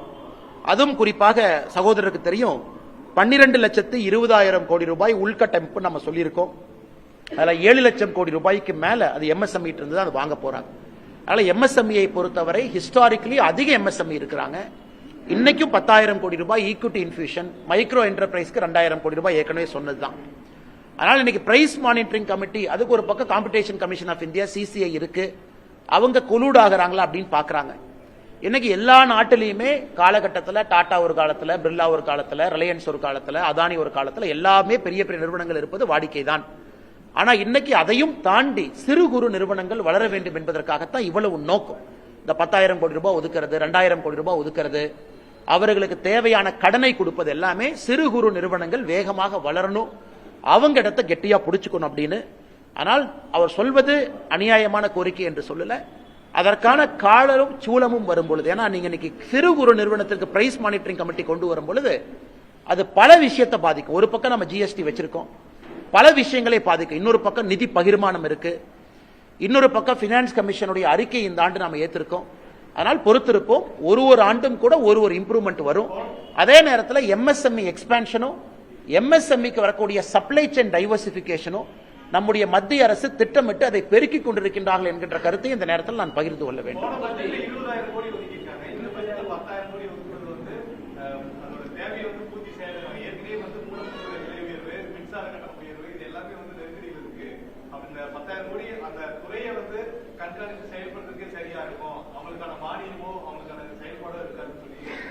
ஆனா நம்ம எம்எஸ்எம்இக்கு கொடுக்கக்கூடிய கடன் என்பது எந்த விதத்திலும் கூட அது குறையல, அது வழக்கம் போல அது வந்துகிட்டே தான் இருக்கு. இந்த ஆண்டு நாம் கொடுத்திருப்பது 10,000 கோடி ரூபாய் ஈக்விட்டி இன்ஃபியூஷன். அதாவது நான் ஒரு கம்பெனி ஆரம்பிக்கிறேன், 100% என்னுடைய காசை போட்டு நான் ஆரம்பிக்கிறேன், அல்லது என்னால பணம் போட முடியலன்னா நான் 40% டெப்டா வாங்குறேன், பேங்க்ல போய் கடன் வாங்குறேன். இந்த பட்ஜெட்ல முதலாக நாம் சொல்லி இருப்பது 10,000 கோடி ரூபாயும் நீங்க போடக்கூடிய மூலதனத்துல மத்திய அரசு பங்கேற்கும் என்று சொல்லி இருக்கின்றோம். இது முதல் முறையாக ஈக்விட்டி இன்ஃபியூஷன், அதாவது கடன் கிடையாது, அவர்கள் போடக்கூடிய மூலதனத்துல அவர்களோடு மத்திய அரசு ஈக்விட்டி போடுது. இது அமெரிக்கால ட்ரம்ப் வந்த பிறகு கவர்மெண்டே ஒரு ஸ்டேக் எடுக்கிறாங்க. ஆனால் நிச்சயமாக இது முதல் முறை. மற்றபடி எம்எஸ்எம்இக்கு நம்ம கொடுக்கக்கூடிய சலுகைகள், எம்எஸ்எம்இக்கு கொடுக்கக்கூடிய புஷ், இந்த 12 லட்சம் கோடியில கூட 7 லட்சம் கோடி ரூபாய்க்கு மேல உள்கட்டமைப்பு எம்எஸ்எம்இ இருந்தா நம்ம அந்த வாங்க போறோம். அது எப்பொழுதுமே எம்எஸ்எம்இயின் பக்கம் அரசு இருக்கு, அது எந்த மாற்று கருத்தும் இல்லை. அதே நேரத்தில் எலக்ட்ரிக் பில் போயிருச்சு. ஒரு பக்கம் மத்திய பிரதேசல எம்எஸ்எம்இ இருக்கும் பொழுது ஒரு யூனிட் ₹1 கொடுக்குறாங்க. ஆனா தமிழகத்துல திராவிட முன்னேற்ற கழகத்தினுடைய ஆட்சியில ஒரு யூனிட் எவ்வளவு உங்களுக்கும் தெரியும், ₹5, ₹6, ₹7 போயிட்டே இருக்கு. ஆனா மாநில அரசும் குற்றம் சுமத்துவதை விட நாங்க என்ன செஞ்சிருக்கிறோம் அப்படின்னு மாநில அரசு யோசிக்கணும். நம்ம ஊர்ல எம்எஸ்எம்இ தலைநகராக தமிழ்நாடு இருந்துகிட்டு இருக்கணும்னா மாநில அரசு என்ன முக்கியத்துவம் கொடுத்திருக்கோம். ஆனால் நிச்சயமாக எம்எஸ்எம்இயை பொறுத்தவரை அடுத்த கட்டம் எடுத்து செல்வதற்கான பட்ஜெட்டாக மட்டும்தான் இந்த பட்ஜெட் அமைஞ்சிருக்கு. குறிப்பாக எம்எஸ்எம்இ நண்பர்களுக்கு இன்னொன்னு நம்ம சொல்லிக்கொள்ள விரும்புகிறோம். இந்தியா ஐரோப்பிய யூனியன் டீல் அது எம்எஸ்எம்இ பெனிஃபிட் ஆகும். India America deal MSME benefit ஆகும். நாம் வந்த பிறகு மத்திய நாடுகளோடு, குறிப்பாக மிடில் ஈஸ்ட் கண்ட்ரீஸோடு நம்ம டீல் போட்டிருக்கோம். கொரியா, ஜப்பானோடு நம்ம எக்கனாமிக் கோஆபரேஷன் அக்ரிமெண்ட் கொண்டு வந்திருக்கோம். கனடாவோடு கொண்டு வந்திருக்கிறோம். இது எல்லாமே இங்க இருக்கக்கூடிய எம்எஸ்எம்இ அடுத்த கட்டம் செல்லும் பொழுது மட்டும்தான் உங்களுக்கு பயன் கிடைக்கும். அதற்கான முயற்சியும் நம்முடைய அரசு எடுத்துக் கொண்டிருக்கிறது. நீங்க எம்எஸ்எம்இ வந்து வங்கி கடன் வந்து திருப்பி செலுத்துறதுக்கு 180 நாள் இருந்திருக்கு, அது 90 நாளா போயிட்டதுனால நிறைய இண்டஸ்ட்ரி வந்து பாதிக்கப்பட்டு எம்எஸ்எம்இனுடைய சைக்கிளை நம்ம ரெடி பண்ணிருக்கோம். அதாவது எம்எஸ்எம்இ கிட்ட இருந்து ஒரு பொருளை நான் வாங்குறேன், அந்த பொருளுக்கு நான் பணம் கொடுக்கறேன். அந்த பணம் கொடுக்கக்கூடிய சைக்கிள் இன்னைக்கு எம்எஸ்எம்இக்கு அட்வான்டேஜாகத்தான் மத்திய அரசு மாத்தி இருக்கு. கிரெடிட் சைக்கிள் நம்ம சொல்லுவோம். இன்னைக்கு நான் எம்எஸ்எம்இ போய் ஒரு பொருளை வாங்கிக்கிட்டு 3 மாசம் கழிச்சு பணம் கொடுக்கலாம், 4 மாசம் கழிச்சு பணம் கொடுக்கலாம். அந்த பணத்தை குறிப்பிட்ட காலகட்டத்துக்குள்ள நீங்க கொடுக்கணும். கொடுக்கலனா யாரு நான் பணம் கொடுக்கணுமோ எனக்கு அவங்க பெனால்டி போடுறாங்க. இது கண்டிப்பா எம்எஸ்எம்இ லாபம் தானே, இல்ல எந்த விதமான மாற்றமும் கிடையாது. அதே நேரத்தில் திரும்ப திரும்ப நான் கேட்பது, இந்தியா வளரும் பொழுது எம்எஸ்எம்இ வளரலின்னு யாரும் குற்றம் சுமத்த முடியாது. எம்எஸ்எம்இ ஒரு பக்கம் அதிகமாயிட்டு இருக்கிறாங்க. நாட்டினுடைய பொருளாதாரம் 7% மேல வளருது. அப்ப எந்த எம்எஸ்எம்இ வளரலின்னு யாரு சொல்றாங்க? போன வருஷத்தை விட இந்த வருஷம் டர்ன் ஓவர் அதிகம் தான். போன வருஷத்தை விட இந்த வருஷம் மார்க்கெட் பெருசாகிட்டு இருக்கு. அதான் உங்களுக்கு இத்தனை டீல் நான் சொல்றேன். அதனால இது எதிர்க்கட்சி நண்பர்கள் அவங்க எம்எஸ்எம்இக்கு என்ன பண்றாங்கன்னு தான் நான் குறிப்பிட்டு கேட்கிறேன். கரண்ட் விலையை குறைச்சிங்களா? எம்எஸ்எம்இக்கு ஒரு டாக்ஸ் சப்சிடி கொடுத்தீங்களா? இன்னைக்கு நாம சொல்றோம் டேட்டா சென்டர் இந்தியால வந்து நீங்க வச்சீங்க அப்படின்னா 2047 வரைக்கும் டாக்ஸ் ஹாலிடே. 2047 வரைக்கும் ₹1 வரி கட்ட வேண்டாம். ஆனா இந்தியால டேட்டா சென்டர் கொண்டு வாங்க. நம்முடைய மத்திய அரசை பொறுத்த வரைக்கும் நாம் நன்றாக புரிந்து கொள்ள வேண்டும். ஒரு மாநில அரசு மாதிரி சுருக்கமாக ஒரு மாநிலத்தை மட்டும் பார்த்து அவங்க போட முடியாது. பக்கத்து நாடுகள் எவ்வளவு காம்படிட்டிவா இருக்காங்க, அந்த நாட்டினுடைய வளர்ச்சி பாதை எப்படி இருக்கு, இன்னைக்கு அதை மிஸ் பண்ணிட்டோம் அப்படின்னா அடுத்த 20 ஆண்டுகள்ல இந்தியா எப்படி இருக்கும், இது எல்லாத்தையும் யோசிச்சு தான் மத்திய அரசு ஒரு பட்ஜெட் போடுறாங்க. அதன் அடிப்படையில் எல்லாருக்குமே ஊக்குவிச்சிருக்கிறோம். எம்எஸ்எம்இல ஆரம்பித்து நான் ஏற்கனவே சொன்ன 7 ஃப்ரான்டியர் செக்டர் பயோஃபார்மான்னு சொல்றோம். நான் உங்களுக்கு தெரியும் 10,000 கோடி ரூபாய் ஒதுக்கி இருக்கும். அது எம்எஸ்எம்இ பயன்பெறாதுங்களா? எலக்ட்ரானிக் காம்பனன்ட் மேனுஃபேக்சரிங் ஸ்கீம் 40,000 கோடி ரூபாய் ஒதுக்கி இருக்கும். எம்எஸ்எம்இக்கு ஆர்டர் வராதா? கோயம்புத்தூர்ல 100% வரும். இதை மாநில அரசு எப்படி பயன்படுத்துறாங்க? ஒரு Mitra park, PM Mitra park, textile park மாநில அரசு சண்டை போட்டு விருதுநகருக்கு கொண்டு போனாங்க. திருச்சுழி பக்கத்துல கொண்டு போனாங்க நிதியமைச்சர் அவர்கள், திருச்சுழி தொகுதியில். இன்னைக்கு அந்த மித்ரா பார்க் எங்க இருக்கு? நானே உங்க மாநில அரசின் மீது ஒரு குற்றம் சுமத்துறேன். அது ஆபரேஷனலைஸ் பண்ணிட்டீங்களா? 25,000 பேத்துக்கு அங்க வேலை வாய்ப்பை உருவாக்கி இருக்கணும். விருதுநகர் பக்கத்துல பண்ணிட்டீங்களா? இல்ல. போட்டி போட்டு எடுத்துட்டு போறீங்க. அடிக்கல் நாட்டுக்கே 1 வருஷம் எடுத்துக்கிறீங்க. இவ்வளவு காலம் தாழ்ந்த ஒரு விஷயத்தை நீங்க செஞ்சீங்கன்னா இன்னைக்கு 3 கொடுக்குறாங்க. கெமிக்கல் ஃபெசிலிட்டி 3 ஹப் கொடுக்குறாங்க. அதையும் பிளக் அண்ட் பிளே மாடல் போட்டி போட்டு தான் வாங்கணும். எப்படி பிஎம் மித்ரா பார்க்க போட்டி போட்டு மத்திய அரசு கிட்ட சேலஞ்ச் மாடல்ல வாங்கணுமோ, இன்னைக்கு இந்த 3 கெமிக்கல் ஹப்பை கொடுக்குறாங்க. அதையும் போட்டி போட்டு வாங்கணும். அதற்கெல்லாம் இந்த மாநில அரசு தயாரா இருக்கிறாங்களா? இவ்வளவு பணம் வருது, இதையெல்லாம் முழுமையாக தமிழ்நாட்டினுடைய வளர்ச்சிக்கு பயன்படுத்துறாங்களா அப்படிங்கிற குற்றச்சாட்டையும் இந்த நேரத்தில் வைக்க வேண்டிய கடமையும் கட்டாயமும் எங்களுக்கு இருக்கு. அடுத்து உங்கள்கிட்ட வரேன். மின்சார சம்பந்தமா சொன்னீங்க சார், ₹1 மத்த மாநிலத்தில் கரண்ட் கொடுக்குறாங்க. அவங்க இன்னும் தொழில வளர்ச்சி அடையல, நம்ம தமிழ்நாடு வளர்ச்சி அடைஞ்சிட்டு இருக்கு. அப்படிங்கிறப்ப அந்த டிஃபரன்சியேஷன் நீங்க எப்படி? அண்ணே, நீங்க தமிழ்நாட்டினுடைய பட்ஜெட் 4 லட்சம் கோடி ரூபாய்க்கு போடக்கூடிய பட்ஜெட்டை பாருங்க. நான் நண்பர்கிட்ட கேட்கக்கூடிய ஒரே ஒரு கேள்வி, உள்கட்டமைப்புக்கு தமிழ்நாடு அரசு எவ்வளவு கொடுத்திருக்கிறாங்க சதவீதம் அடிப்படையில்? இன்னைக்கு நாம 53 லட்சம் கோடி பட்ஜெட்ல 12 லட்சம் கோடி உள்கட்டமைப்பு கொடுத்திருக்கோம்.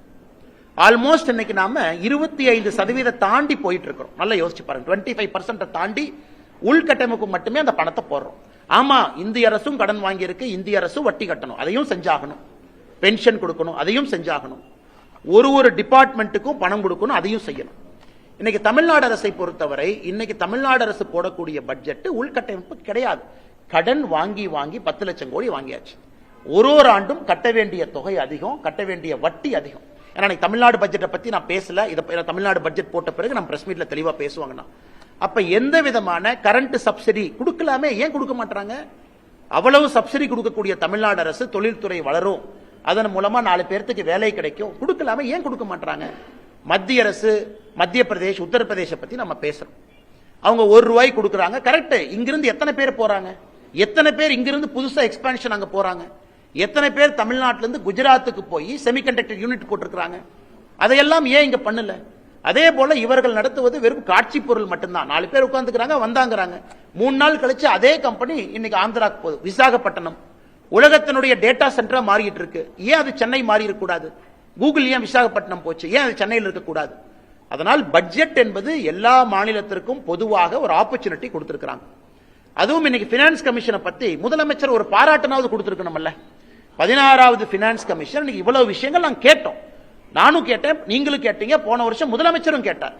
அதாவது நல்ல பெர்ஃபார்ம் பண்ணக்கூடிய மாநிலத்துக்கு மரியாதை கொடுங்க, கொடுத்திருக்கிறாங்க. உத்தரப்பிரதேசனுடைய நிதி பகிர்வு குறைச்சிருக்கிறாங்க, ராஜஸ்தானுடைய நிதி பகிர்வு குறைச்சிருக்கிறாங்க. அதை பாராட்டி ஒரு அறிக்கை வந்துச்சா? இல்ல, மத்திய அரசு எல்லாருக்கும் பொதுப்படையா இருக்கிறாங்க. அடுத்த 5 ஆண்டு காலம் நிதி பகிர்வு 2026 இருந்து 31 வரைக்கும் பாருங்க, சதர்ன் ஸ்டேட்ஸுக்கு இம்ப்ரூவ் பண்ணிருக்காங்க. 10% 10% கான்ட்ரிபியூஷன் டு ஜிடிபி கொடுத்திருக்காங்க. எதுவுமே இல்ல, வெறும் குற்றம் மட்டுமே. காலையிலிருந்து இரவு வரை குற்றம் மட்டுமே சுமத்திக்கிட்டு இருந்தா எப்படி? அந்த பக்கம் ஆந்திர பிரதேச பாருங்க, எப்படி அவர் சந்திரபாபு நாயுடு எப்படி அருமையா பேசி அவர் மாநிலத்துக்கான வேலையை வாங்கிக்கிறாங்க. அதனால்தான் எங்களுக்கு நம்பிக்கை இருக்கிறது. 2026 ஏப்ரலுக்கு பிறகு வரக்கூடிய தேசிய ஜனநாயக கூட்டணி நம்முடைய அரசு அடுத்த 5 ஆண்டு காலம் மத்திய அரசினுடைய பலனை முழுமையாக பயன்படுத்தி தமிழ்நாடு அடுத்த கட்ட வளர்ச்சி பாதையில் எடுத்துச் செல்வார்கள் என்கின்ற முழு நம்பிக்கை நமக்கு இருக்கு.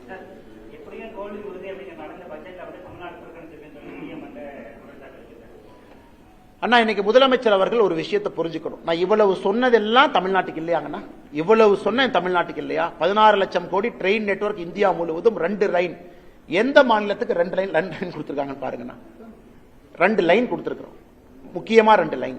இவ்வளவு பணங்கள் நான் சொல்லிக்கிட்டே வர்றேன். ஃப்ரான்டியர் செக்டர் இவ்வளவு பணம் கொடுத்திருக்கோம். இவ்வளவு கொடுத்த பிறகும் கூட தமிழ்நாட்டை வஞ்சிக்கிறாங்கன்னு முதலமைச்சர் சொன்னாங்கன்னா ஒரு அரசியல் மட்டும்தானே செய்யறாங்க. ஆனால் இன்னைக்கு முதலமைச்சர் அவர்கள் கடைசி ஒரு 60 நாட்கள் அவங்க ஆட்சியில் இருக்கிறாங்க. என்ன வேணாலும் சொல்லட்டும், மக்கள் பார்க்கிறாங்க. மக்கள் இந்திய நாட்டினுடைய வளர்ச்சியும் அதுல தமிழகம் அந்த அளவுக்கு வளர்ந்திருக்கா அப்படின்னு அவங்க பார்க்கறாங்க. இன்னைக்கு ஒரு பக்கம் டிஆர்பி ராஜா அவர்கள் சொல்றாங்க, எங்களுடைய போட்டி மற்ற மாநிலங்களுக்கு கிடையாது, ஐரோப்பிய நாடுகளோட போட்டி போடுறோங்கிறார். தமிழ்நாடு மாநிலம், நாங்க ஐரோப்பிய நாடு தான் எங்கள் போட்டி. வரவேற்க வேண்டிய விஷயம், அந்த அம்பிஷன் இருக்கட்டும். ஆனா ஐரோப்பிய நாடுகளோட போட்டி போறவங்க ஸ்டாட்டிஸ்டிக்ஸ் கொடுங்க. எந்த ஐரோப்பிய நாடுக்கு பக்கத்துல, அதாவது வளர்ந்த ஐரோப்பிய நாடுக்கு பக்கத்துல வந்திருக்கிறீங்க? எந்த அளவுக்கு அடுத்த கட்ட வேலை வாய்ப்பை உருவாக்கி இருக்கிறீங்க? எதுவுமே இல்ல. இன்னைக்கு சும்மா பேச்சுக்காக அவர்கள் பேசிக் கொண்டிருக்கின்றார்கள். மக்கள் 2 பக்கத்தையும் பாக்குறாங்க, நம்ம பட்ஜெட்டையும் பாக்குறாங்க. இன்னைக்கு இன்கம் டாக்ஸ், இதற்கு முன்பு மிகப்பெரிய சலுகை நம்ம கொடுத்திருக்கோம். 12 லட்சம் ரூபாய் வரைக்கும் யாருக்கு வருமானம் இருக்கோ அவர்களுக்கு நாம 0 டாக்ஸ் பண்ணியிருக்கோம். அதனாலதான் இந்த பட்ஜெட்ல இன்கம் டாக்ஸ் நம்ம கை வைக்கல. ஏன்னா ஒரு பட்ஜெட்லும் இன்கம் டாக்ஸ் ஸ்லாப் மாறும், அதே ஒரு பேசும் பொருள். ஒரு அரை மணி நேரம் இன்கம் டாக்ஸ் பத்தி பேசுவோம். இந்த வருஷம் இன்கம் டாக்ஸ் ஏன் பேசும் பொருள் இல்லை என்றால், மத்திய அரசு இதற்கு முன்பு இன்கம் டாக்ஸ் ஸ்லாபை ரீஜெக்ட் பண்ணிருக்காங்க. புதிய இன்கம் டாக்ஸ் ஆக்ட் இன்னும் எளிமையான ஆக்ட் 1 ஏப்ரல் 2026 இருந்து நடைமுறைக்கு வருது. இது எல்லாம் கூட ஆரோக்கியமான விஷயம். அதை நான் பேசல, ஏன்னாங்கன்னா இந்த பட்ஜெட்ல அது இல்லை, இதற்கு முன்பே நாம் அதை செஞ்சிட்டோம். ஆனா முதலமைச்சர் அவர்கள் எதை பத்தியும் பேசாம தமிழ்நாட்டிற்கு வரி பகிர்வு அதிகம் அதுவும் பேசல. வெறும் ஒரே ஒரு ஸ்டேட்மெண்ட் கொடுக்கறாங்க, சென்னை சென்னை சென்னை, தமிழ்நாடு தமிழ்நாடுன்னு பேர் எங்கேயுமே இல்லை இந்த பட்ஜெட்ல, அதனால வஞ்சிச்சிருக்காங்க. அப்படிங்கறத எப்படி ஏற்றுக்கொள்ள முடியும்? 5 மாநில எலெக்ஷனுக்கு போறாங்க. வெஸ்ட் பெங்கால் போறாங்க. வெஸ்ட் பெங்கால்ங்கிற வார்த்தை எவ்வளவு பயன்படுத்தி இருக்கிறோம்னா, ஒரு டிரான்ஸ்போர்ட் காரிடார் ஒன்று இருக்கு, ஒரு ஹை ஸ்பீட் நெட்வொர்க் சிலிகுரியிலிருந்து வாரணாசி இருக்கு. இப்ப அசாம் போகுது. எத்தனை முறை அசாம பயன்படுத்தி இருக்கிறோம்? இதுக்கு பாண்டிச்சேரி போது பயன்படுத்தி இருக்கிறோமா, கேரளா போது பயன்படுத்தி இருக்கிறோமா? எல்லா மாநிலத்திற்கும் நல்ல ஒரு பட்ஜெட்டை கொடுத்திருக்கிறோம். தமிழ்நாடு முழுமையாக இதை பயன்படுத்திக் கொள்ள வேண்டும் என்கின்ற வேண்டுகோளை மாநில அரசுக்கு வைக்கின்றோம். அண்ணா இறந்து பல ஆண்டுகள் ஆனாலும் அண்ணா தான் இன்றைக்கு வரைக்கும் அண்ணாவின் ஆட்சி தான் தமிழகத்தில் நடந்துட்டு சொல்லி முதலமைச்சர் சொல்லியிருக்கார். அண்ணா பேரறிஞர் அண்ணா அவர்கள் மிக முக்கியமான தலைவர். 1967 ஆட்சிக்கு கிடைத்தது 2 ஆண்டுகளாக இருந்தாலும் கூட ஒரு கொள்கை பிடிப்பான தலைவர், அதில் எந்த மாற்று கருத்து இல்ல. அவர் திராவிட கழகத்திலிருந்து டிஎம்கே எவ்வளவு பேலன்ஸ் பண்ணி போனாரு. ஒரு கடவுள் மறுப்பு கொள்கையிலிருந்து ஒன்றே குலம் ஒருவனே தேவன் என்கின்ற அடிப்படையில் எல்லோரையும் அரவணைத்து போன ஒரு மனிதர். ஆனா இன்னைக்கு அண்ணாவுடைய ஆட்சிக்கும் டிஎம்கே ஆட்சிக்கு என்னங்க அண்ணா சம்பந்தம் தெரியாம நான் கேட்கிறேன். அண்ணாவுடைய குடும்பம் எங்க இருக்கிறாங்க யாருக்குமே தெரியாது. அண்ணாவுடைய பேர குழந்தைகள் எங்க இருக்கிறாங்க யாருக்குமே தெரியாது. இன்னைக்கு அதே அண்ணா ஆட்சியை நாங்க பின்பற்றோம்னா இது எப்படி இருக்குனாங்கன்னா, அந்த மாடு மேல காக்கா உட்காரும், நல்ல பசுமாட்டு மேல காக்கா உட்காரும். இந்த பசுமாட்டு மேல இருக்கக்கூடிய உனி எல்லாம் அந்த காக்கா கொத்தி கொத்தி சாப்பிடும். அந்த மாதிரி அண்ணா என்கின்ற நல்ல பசுமாடு மேல உட்கார்ந்து இருக்கக்கூடிய காக்காவாகத்தான் இன்னைக்கு டிஎம்கே ஆட்சி இருக்கு. மக்களை பிடுங்கி சாப்பிடக்கூடிய ஆட்சியாக. அண்ணாவுடைய குடும்பம் எந்த அரசியல் பக்கமே வரல. இவருடைய தந்தையார், அதன் பிறகு இவருடைய மகன், இன்னைக்கு இவருடைய பேர எல்லாமே அண்ணாவுடைய வழியை நாங்க பின்பற்றோம்னு சொன்னா எப்படி ஏத்துக்க முடியும்? யார் ஏத்துக்குவாங்க? அண்ணா இதுல கரப்ஷன் இருந்துச்சு 65 இருந்து 67 இல்ல, இன்னைக்கு கரப்ஷன் இருக்கு. அண்ணா அவர்கள் காலத்துல இவ்வளவு மக்கள் ஒரு சித்தாந்தத்தையே வெறுக்கக்கூடிய அளவுல இன்னைக்கு எப்படி ஆச்சுனாங்கன்னா, டிஎம்கே மேல இருக்கக்கூடிய வெறுப்பு திராவிட சித்தாந்த வெறுப்பாக மாறி இருக்கிறது. நல்ல அரசியலை கூர்ந்து கவனிச்சோம் அப்படின்னா, எனக்கு திராவிட முன்னேற்ற கழக ஆட்சியின் மீது இருக்கக்கூடிய வெறுப்பு திராவிட சித்தாந்தத்தின் மீது இருக்கக்கூடிய வெறுப்பாக அது மாறி இருக்கிறது. அதெல்லாம் இந்த எலெக்ஷன்ல தெரியுங்கன்னா, ஓட்டுல நீங்க பார்க்கும்போது தெரியும். எந்த சம்பந்தம் இல்ல, சும்மா பிறந்த நாளைக்கு உங்க அண்ணாவை நினைச்சுக்கலாம், பேரறிஞர் அண்ணாவுக்கு மாலை போடலாம், ஒரு 4 நல்ல விஷயத்தை சொல்லலாம். ஒரு டிஎம்கே மினிஸ்டர் கூப்பிட்டு ரூமை சாத்திட்டு கையில் ஒரு பேப்பரை கொடுத்து அண்ணாவை பத்தி 10 லைன் எழுதுனா யாருக்கு எழுத தெரியாது. நீங்க ரூமை சாத்திட்டு ஒரு டிஎம்கே மினிஸ்டர் உள்ள உட்கார வச்சுட்டு பேப்பர் பேனாவை கொடுத்து அண்ணாவை பத்தி 10 எழுதுங்க அப்படின்னு. அந்த 10ல எத்தனை நீங்க ஃபாலோ பண்றீங்க? இன்னைக்கு வேணா பரிச்சை வச்சு பாருங்க, யாருக்குமே தெரியாது. ஆனா அண்ணா அண்ணா அண்ணான்னு பிறந்த நாள் அன்னைக்கு, அவருடைய இறந்த நாள் அன்னைக்கு பேசுவது மட்டுமே வாடிக்கையா வச்சிருக்கிறான். ஆனா எத்தனை துரோகிகள் இருந்தாலும் அப்படின்னு யாருக்குண்ணா? அண்ணா இன்னைக்கு முதலமைச்சர் அவர்கள் கொஞ்சம் எலெக்ஷன் டேட்டாவை கரெக்டா பாக்குறாருன்னா, இந்த லோக்சபா எலெக்ஷன் 2024 என்பதே அவருக்கு ஒரு அறிகுறி தான். அவங்க ஜெயிச்சிருக்கலாம், ஏன்னா இந்த ஃபர்ஸ்ட் பாஸ்ட் போஸ்ட் மாடல்ல ஜெயிச்சிருக்கலாம். அது 50%, 53% இருந்த வாக்கு அன்னைக்கு அது 46, 47 வந்துருச்சு. இன்னைக்கு ஒரு இணக்கம் இல்லாத ஒரு கூட்டணி, முதலமைச்சர் அப்படியே டெல்லிக்கு யாரோ தூதுவர் அனுப்புறாரு, அவங்களுக்குள்ள என்ன டீல் எனக்கு தெரியல. ராகுல் காந்தி அவங்களுக்கும் ஸ்டாலின் அவங்களுக்கும் ஏதோ அசாம்ல தேர்தல் நடக்குதுங்கிறாங்க, காங்கிரஸுக்கு ஃபண்ட் இல்லைங்கிறாங்க, அதை பத்தி நான் போக விரும்பலீங்கன்னா, ஒரு ஆட்சி டிஎம்கே இருக்கு, யாருக்கு ஃபண்ட் கொடுக்குறாங்க அதெல்லாம் அதை பத்தி நான் பேச விரும்பலீங்கன்னா, ஏதோ ஒரு டீலை போட்டுக்கிட்டாங்க. அதனால அது உடஞ்சு போன கண்ணாடியை ஒரு பசை வச்சு ஒட்டிக்கிட்டாங்க. அந்த பசை வச்சு ஒட்டின கண்ணாடி தூக்கிட்டு சுத்திட்டு இருக்காங்க. அந்த கண்ணாடியில முகம் பார்த்தா எப்படிங்கன்னா இருக்கும். அதனால கனிமொழி அவர்கள் சிறப்பா இருக்கு. ஒரு காங்கிரஸ் மாநில தலைவர் எப்படின்னா, ஒரு கட்சியிலிருந்து ஒருத்தரை சஸ்பெண்ட் பண்ண முடியாத அளவுக்கு ஒரு காங்கிரஸ் தமிழகத்தினுடைய மாநில தலைவர் சுத்திட்டு இருக்காரு. ஏங்க உங்க கட்சிக்கு எதிராக ஒருத்தர் பண்ணாரு, உங்க கட்சிக்கு எதிராக திரு விஜய் அவர்களை போய் சந்திச்சு ஆக்ஷன் எடுத்தீங்களா? டெல்லிக்கு எழுதிட்டேன், இதுதான் தமிழ்நாட்டுக்கு வேண்டாம். ஒரு சஸ்பெண்ட் பண்றது கூட டெல்லிக்கு போகணுமா? ஒரு சஸ்பெண்ட் பண்றது கூட அது மல்லிகார்ஜுன கார்கே அவங்க பார்க்கணுமா? அப்படி இருக்கக்கூடிய காங்கிரஸ் கட்சியை தான் நாங்க அடிமை கட்சின்னு சொல்றோம். எதுக்கு அடிமை கட்சினா, ஒரு கட்சியில் இருக்கக்கூடிய ஒரு தொண்டனை கூட சஸ்பெண்ட் பண்ண முடியல, அதுக்கும் டெல்லிக்கு போகணும்னா என்ன கூட்டணி வச்சிருக்காங்க? எப்படி அந்த கூட்டணி விளங்கும்? எப்படி அந்த கூட்டணி ஜெயிக்கும்? எப்படி அந்த கூட்டணிக்கு மக்கள் ஓட்டு போட போறாங்க? ஆனால் நிச்சயமாக அவங்க என்ன வேணாலும் சொல்லட்டும், கெட் அவுட்னு சொல்லட்டும், கெட்டுன்னு சொல்லட்டும், இந்த முறை தேசிய ஜனநாயக கூட்டணி கெட்டுன்னு தான், அதுல எந்த மாற்று கருத்தும் இல்லை.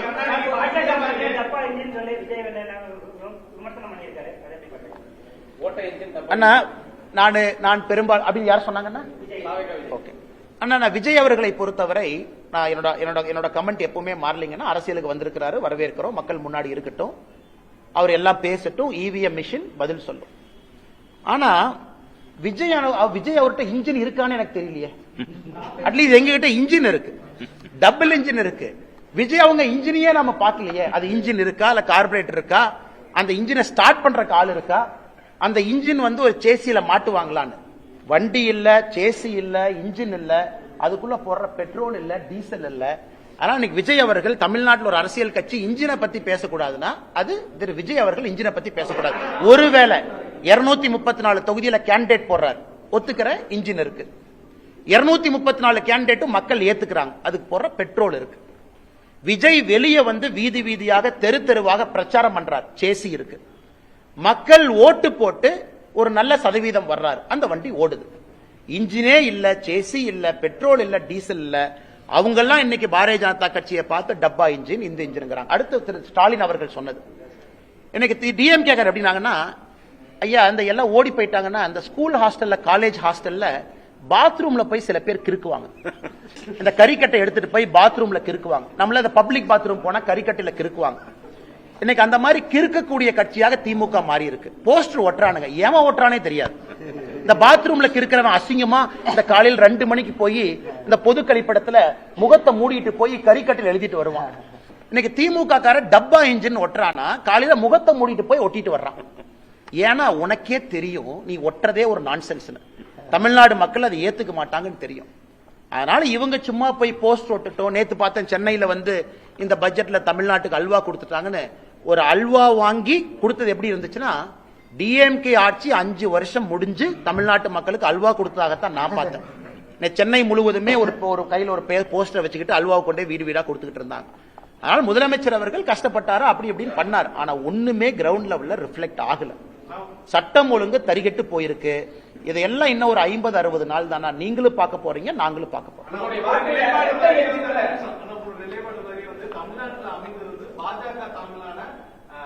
கூட்டணி தான் அப்படின்னு சொல்லிட்டு ஒரு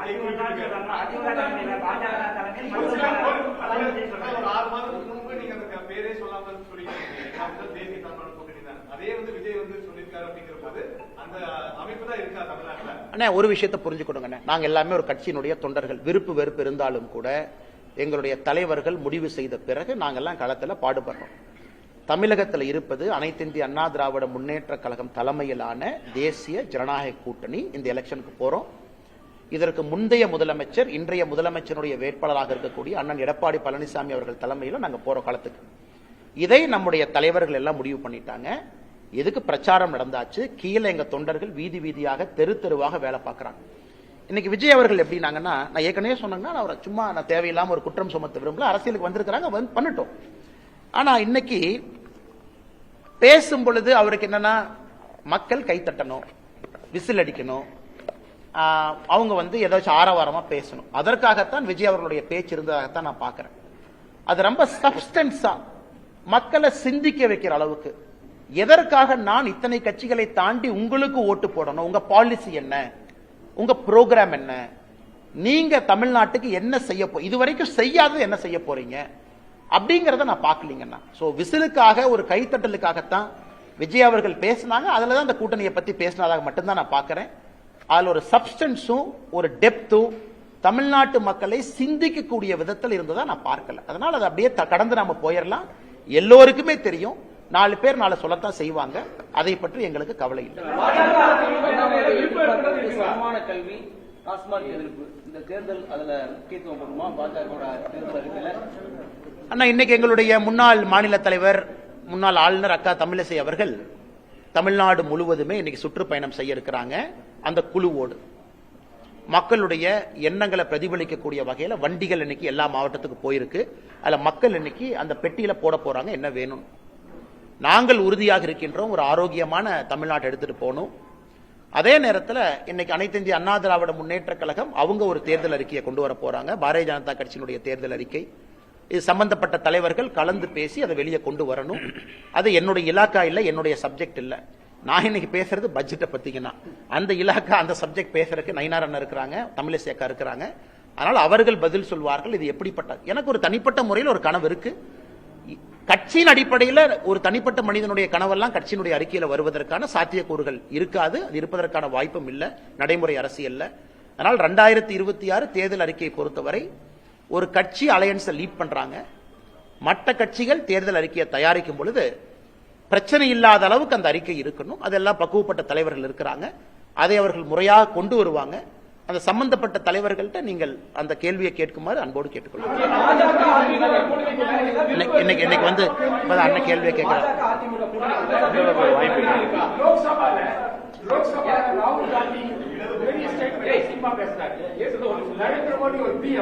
அவர் எஸ்கேப் ஆயிட்டாரு, அமித்ஷா எஸ்கேப் ஆயிட்டாங்க. சைனா பத்தி எழுதாத புஸ்தகம் பத்தி ஒரு ஸ்டேட்மெண்ட் கொடுத்தாங்க. ஆனா நேற்று நம்முடைய மாண்புமிகு எதிர்க்கட்சி தலைவர் ஐயா ராகுல் காந்தி அவர்கள் பாராளுமன்றத்தில் ஒரு சர்ச்சைக்குரிய பேசியிருக்கிறாங்க. என்ன பேசியிருக்காங்கன்னா, நம்முடைய இதற்கு முன்பு ஆர்மியினுடைய சீஃபாக இருந்த ஜெனரல் நாரான்வே அவர்கள் ஒரு புத்தகத்தில் எழுதியிருந்தாங்க. 2020 சைனாவுடைய இன்ஃபென்ட்ரி பிரிகேட் அவங்க மூவ் பண்ணி லடாக் நோக்கி வரும் பொழுது நான் இவங்களுக்கு போன் பண்ணேன், அவங்களுக்கு போன் பண்ணேன். ராகுல் காந்தி அவர்கள் பாராளுமன்றத்தில் ஒரு எதிர்க்கட்சி தலைவராக பேசும் பொழுது ஜெனரல் நரான்வே அதை பத்தி சொல்லியிருக்கணும், ஒரு புத்தகம் இருந்திருக்கணும். அதற்கு அமித்ஷாஜி அவர்கள் நம்முடைய உள்துறை அமைச்சர் அவர்கள் பாராளுமன்றத்திலே பதில் கொடுத்தாங்க. அந்த மாதிரி புத்தகமே இல்லை, அந்த மாதிரி அவங்க எழுதவே இல்லை, அந்த மாதிரி நரான்வே எங்கேயும் சொல்லவே இல்லை. இது ஏதோ ஒரு மேகசின்ல யாரோ எழுதுனதை எப்படி வந்து எதிர்க்கட்சி தலைவர் ஒரு புத்தகம் நீங்க பேசலாம்? அதே ஒரு குற்றம் பாராளுமன்றத்தில். Because misguiding the parliament of India, misguiding the people of our country. ஆனால் ராகுல் காந்தி அவர்கள் பாராளுமன்றத்தில் நேற்று பேசியது பச்சை பொய், அது எல்லாருக்குமே தெரியும். அது அன்சப்ஸ்டான்சியேட்டட் அன்வெரிஃபைடு அலிகேஷன். அது நாராயண்வி அவர்கள் சொல்லி இருந்தால் பதில் நாங்க சொல்றோம். இல்ல ஜெனரல் அவங்க பப்ளிஷ் பண்ணிருக்கக்கூடிய புக்ல அது இடம் பெற்றிருந்தால் அதற்கான பதிலை நம்முடைய அரசு கொடுப்பதற்கு கடமைப்பட்டிருக்கிறோம், கொடுக்கிறோம். ஆனா 1008 மேகசின்ல 10,000 பேர் எழுதுவாங்க. ஒரு மேகசின்ல வர்ற ஒரு கருத்தையும் நம்ம பதில் சொல்லிட்டு இருந்தா பாராளுமன்றத்தில் இது மட்டும்தான் நம்ம செய்யணும். ஆனால் மாண்புமிகு எதிர்க்கட்சி தலைவர் அவர்கள் நேற்றே பாராளுமன்றத்தில் நம்முடைய கட்சியை சார்ந்த மூத்த தலைவர்கள் அதற்கு பதிலடி கொடுத்தாங்க. நாட்டு மக்கள் முன்பு உண்மையும் வச்சிருக்கோம். இன்னைக்கு இவ்வளவு பேர் நாம் இருக்கோம்.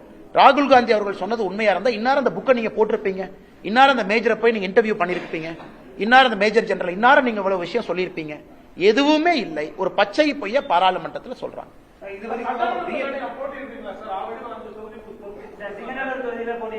நான் வந்து நம்முடைய கட்சி தலைவர்கள் நயினார் அண்ணா அவர்களுக்கு நான் வேண்டுகோள் விடுத்திருக்கின்றேன். இந்த நேரத்தில் வந்து கொஞ்சம் என் தந்தையாருடைய உடல்நிலை அவரை பார்த்துக்கணும். அதனாலதான் அதிகமா இன்னைக்கு கோயம்புத்தூர் பகுதியில் இருக்கேன். அப்பா அவங்க கொஞ்சம் டயாலிசிஸ்ல இருக்காங்க. I have to take care of him. என்னுடைய முதல் கடமை அது. அதனால் இன்னைக்கு அந்த அடிப்படை வேலைகள் என்னால் செய்வதற்கான சாத்தியக்கூறுகள் இல்லை. என்னால் அதிகமாக டிராவல் பண்ண முடியாதுங்கிற வேண்டுகோளை வச்சிருக்கிறேன். கட்சியும் அதை ஏற்றுக்கிட்டு வேறு பொறுப்பாளரை ரீஅலோகேட் பண்ணுவாங்க. அதே நேரத்தில் பாரதிய ஜனதா கட்சி அடுத்த பிரச்சாரம் வேற என்ன சொல்றாங்களோ அதற்கு நான் தயாராக இருக்கின்றேன், என்ன செய்யணும் அப்படின்னு. அது நயினார் நாகேந்திரன் அவர்கள் நம்ம கட்சியினுடைய மூத்த தலைவர்களுக்கும் எனக்கும் இருக்கக்கூடிய ஒரு கருத்து. உள்ளுக்குள்ள நாங்கள் பேசிக்கிறோம். அதனால கட்சிக்கு என்ன வேலை செய்யணும், கூட்டணிக்கு என்ன வேலை செய்யணும், நிற்கக்கூடிய பாரதிய ஜனதா கட்சியினுடைய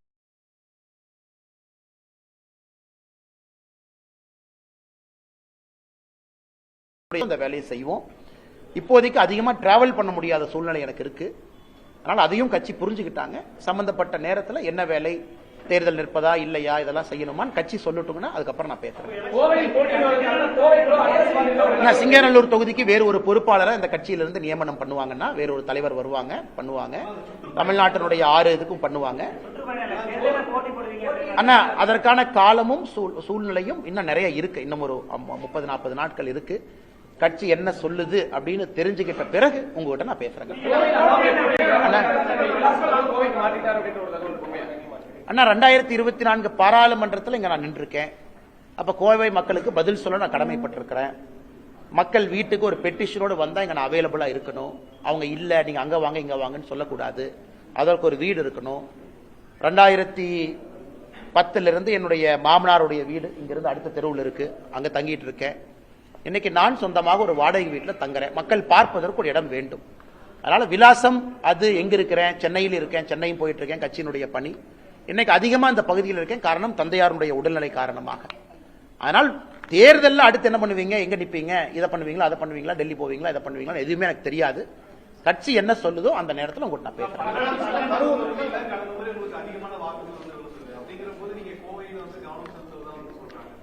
இல்ல, கோயம்புத்தூர்ல பாரதிய ஜனதா கட்சி, அனைத்து இந்திய அண்ணா திராவிட முன்னேற்ற கழகம் கூட்டணி அங்க வெற்றி பெறணும். அது நம்முடைய தொண்டனாக நம்முடைய கடமை. இங்க நமக்கு ஒரு சிட்டிங் எம்எல்ஏ இருக்கிறாங்க. கோயம்புத்தூர் தெற்கு தொகுதியில வானதி ஸ்ரீனிவாசன் அவங்க இருக்கிறாங்க.